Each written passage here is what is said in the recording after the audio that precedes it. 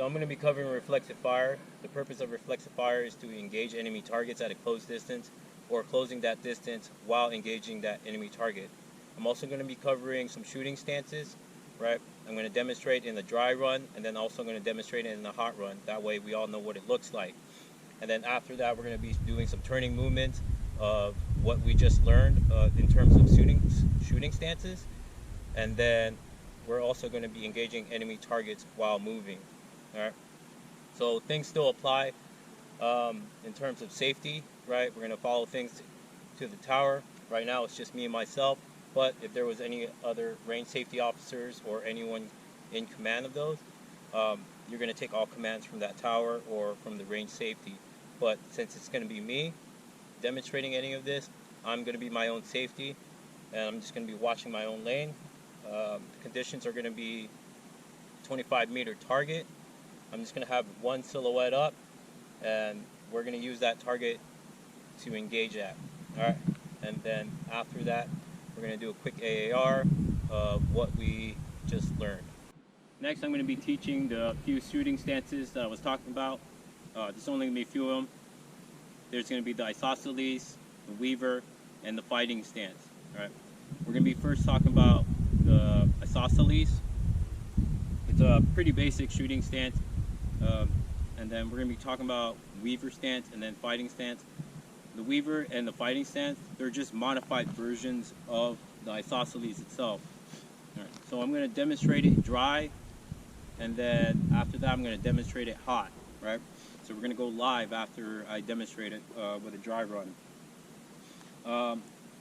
As I do these shooting stances, right, I'm going to just give it different angles. That way you get a better idea of how it looks in terms of form.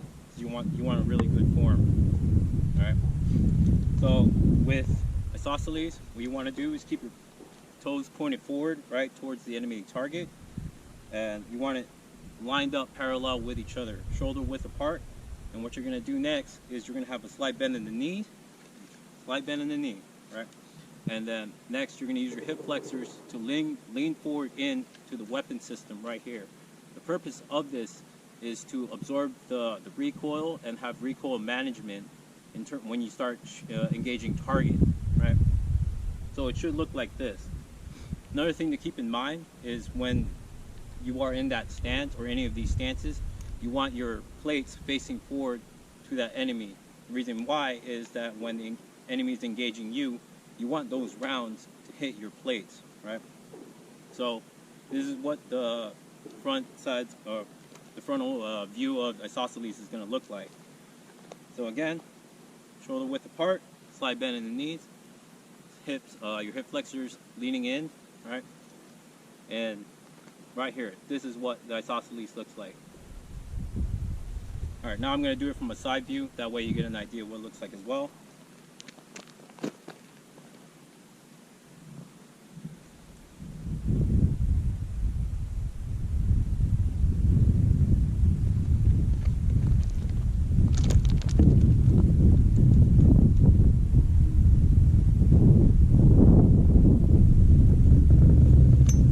That's the isosceles, right? So next we're going to be talking about weaver stance. And weaver stance, basically the same thing as isosceles. It's just modified, just like also the fighting stance as well, just modified. So with the weaver stance, what you're going to do is you're going to have your weak foot in the front and your strong foot in the back, right? You're going to have it almost parallel or in line with each other, line with each other, right? So you're still also going to be doing a slight bend in the knee, and you're going to be leaning into that weapon system, just like this, right? So it's just like isosceles, but your strong foot's in the back, and you're leaning in towards that weapon system. That way, you're still absorbing that or having that recoil management as well. So frontal view, what the weaver stance is going to look like? It's going to look like this. Weak foot in the front, strong foot in the back. You're going to lean in with your hip flexors. All right, now we're going to do the side view, right?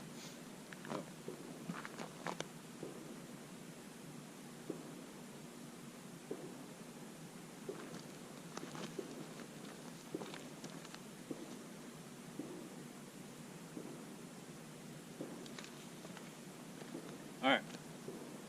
Now we're going to talk about the fighting stance.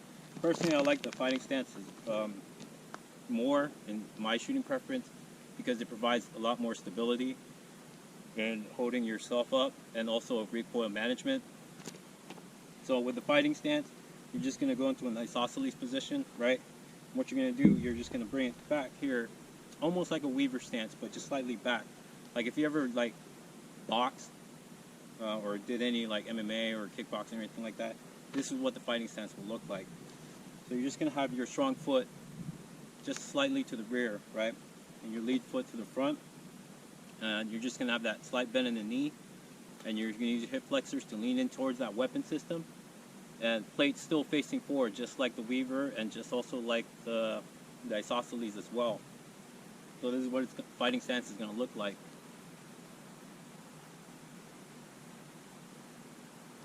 Alright, now we're going to do a side one.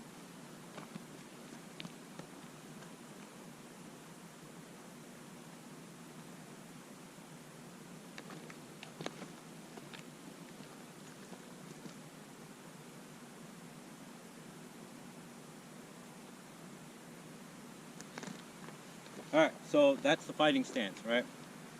So like I said earlier, each one has their own purpose.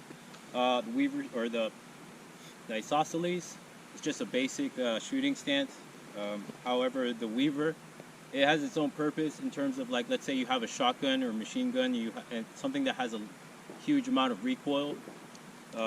Ideally, you could use that, the weaver stance like this, and you have, let's say you have a shotgun or a machine gun, and you're leaning in towards that weapon system, and you're just absorbing all that recoil management.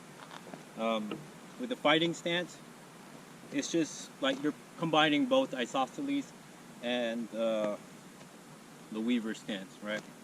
Although there is like downfalls to them, right? For example, the isosceles, you have your footing like this, right? Like I said, the basic stance. However, when you're in this stance, right, you could shift left and right easily, but the problem is when you're moving forward and back, you could easily get knocked off. And with the weaver stance, you could easily control yourself going forward and back. However, if you're leaning towards left or right, you can easily also get knocked off. So with the fighting stance, it's much more ideal. This is why I like using it. It's because you have much more control in terms of leaning forward and leaning back, right? So that's each one has their own purpose. It really boils down to shooter's preference and how you want to use it and how you want to incorporate it. Personally, I just like the fighting stance as well. It's just much easier in terms of control with your body and also recoil management. Now that we covered the shooting stances, we're going to incorporate those shooting stances with reflexive fire, right? I'm not going to be going over the isosceles or the weaver in its individual sense. I'm just going to do it with the fighting stance because I'm just trying to make this short video. That way you get the idea and warm and fuzzy with it. And plus, it's my preference of shooting, right? So once you're on this lane, on this 25-meter lane, you're going to engage targets, right? You're going to put 2 rounds into those targets. Although there is going to be preparatory commands and commands of execution. So the preparatory command is going to be ready, and the command of execution is going to be up. So when you hear the word up, right, bring your weapon up and engage those targets with 2 rounds, and 2 rounds only. That's just for training purposes, right? It's just to get familiar with it or get comfortable with it. So now I'm just going to do this as a dry run, and then after that you're going to see it live. Alright, clear. Alright, I'm in my fighting stance, right? I'm in the low ready. Ready, up. Bang, bang. Ready, up. Bang, bang. Ready, up. Bang, bang. Alright, so that's what it's going to look like when you're in the lane and you're going to engage targets. You're going to just put 2 rounds. You're just going to wait for that the command of execution, which is up. Alright, now that we did it dry, we're going to do it live, right? So my target's going to be right over there. I mean, it's kind of shy of 25 meters, but we're just, for intents and purposes, we're just going to think it's 25 meters. Alright, so while you're on this lane, you got to wait for these commands, right? So going over, just to reiterate, the preparatory command is going to be ready, and the command of execution is going to be up, right? So at all times when you're on this lane, your selector switch on your weapon system is going to be on safe, right? The only time you take it off safe is when you hear that word up and you're going to engage that target. Once you're done engaging that target, you're going to put that weapon system back to safe, right? It's pretty common sense, but some people just don't fucking get it. Alright, so we're going to do this live, right? Like I said, I'm just going to give myself the preparatory command.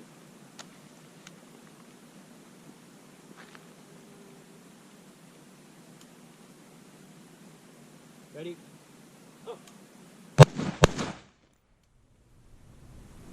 Ready? Oh.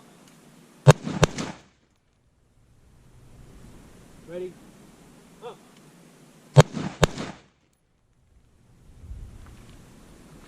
Alright, so that's what it looks live. Alright, so now that you've seen it live, what I'm going to teach next is turning and engaging targets with reflexive fire, right? So the purpose of this is just engaging targets from your 9 o'clock position, 3 o'clock position, or even the 6 o'clock position, right? It's a pretty simple movement. All still apply, whether it's isosceles, weaver, or even the fighting stance. It's really solely up to the shooter, what preference they want to shoot, shooting stance they want to use. Like I said, it's a pretty simple movement. All you're doing is turning 9 degrees. The commands are the same, right, with a slight modification. So when you hear the preparatory command, ready, what you're going to do is you're going to look to that target, right, whether it's the 9 o'clock or the 3 o'clock or even the 6 o'clock, right? And then you're going to, when you hear the word, command of execution, up, you're going to engage that target. So you're going to turn 90 degrees and then engage that target. So we're going to do a dry run and then we're going to do live. That way you get an idea of what it looks like. So we're going to do dry. Alright, so I'm in my fighting stance. Low ready or high ready, whichever preference you want to use. Alright. Ready? Up.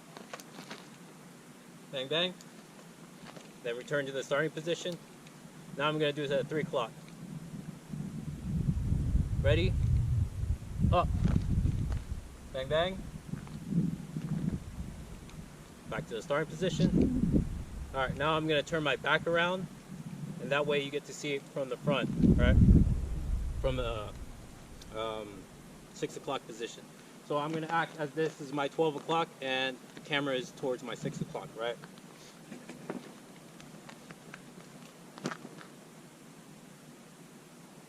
Ready? Up. Bang bang. Alright, so I'm going to do that one more time just because it's a pretty difficult movement. Ready? Up. Bang bang. Alright, so I didn't really turn into the fighting stance like I wanted to just because I have to do a 180 degree turn, right? But I ended up to the weaver stance. As long as you're still engaging that target. Alright, so now we're going to do it live, right? I'm going to engage the target from a 3 o'clock position. I'm going to run that twice, and then I'm going to do it from the 9 o'clock position. I'm going to run that twice, and then from the 6 o'clock, run that twice as well. Alright, going live.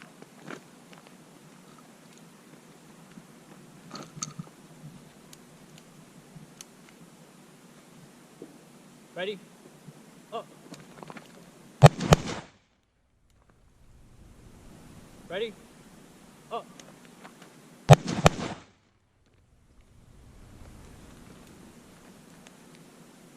Ready? Up. Ready? Up.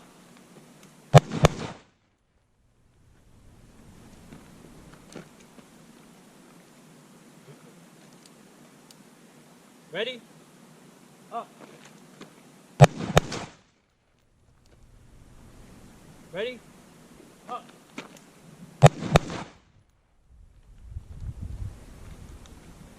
Alright, so that's all that movement is. Alright, so now that you've seen it live, turning and engaging that target, or that target, right?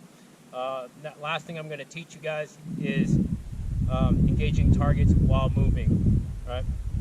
It's a little bit tricky to engage targets while moving.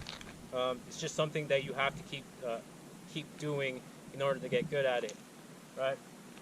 So I'm going to start from the back right here and work towards the camera. That way you get an idea of what moving and engaging targets look like. I'm going to do it slow for the dry run. I'm also going to do it slow for the live run, right? Because it's really not a race, right?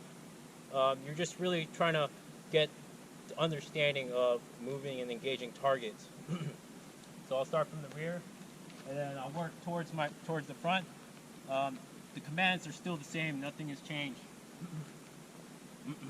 So the only thing is with this, you're not doing it from the 3 o'clock or 9 o'clock or the 6 o'clock. You're just doing it straight towards the 12 o'clock, right? Alright. Alright, my fighting stance. Ready? Up. Bang, bang. Ready? Up. Bang, bang. Ready? Up. Bang, bang. Alright, so I'm just moving slow, right? The faster you move, of course, you're just going to lose that stability on your weapon system.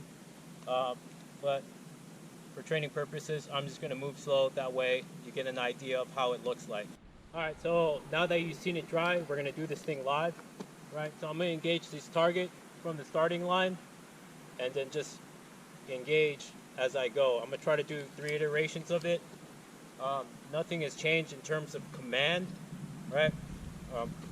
The only thing with this is just watch your footing or watch how you're stepping. You know, I'm just going to do this really slow, try to get an idea. I know it's going to be really far. The view is going to be really far. But if you could get an idea of how I'm doing my movements, then, you know, you can incorporate that.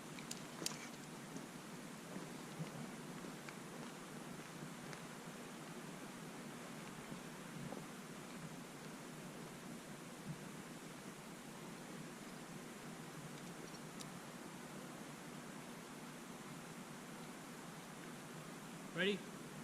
Up. Ready? Up.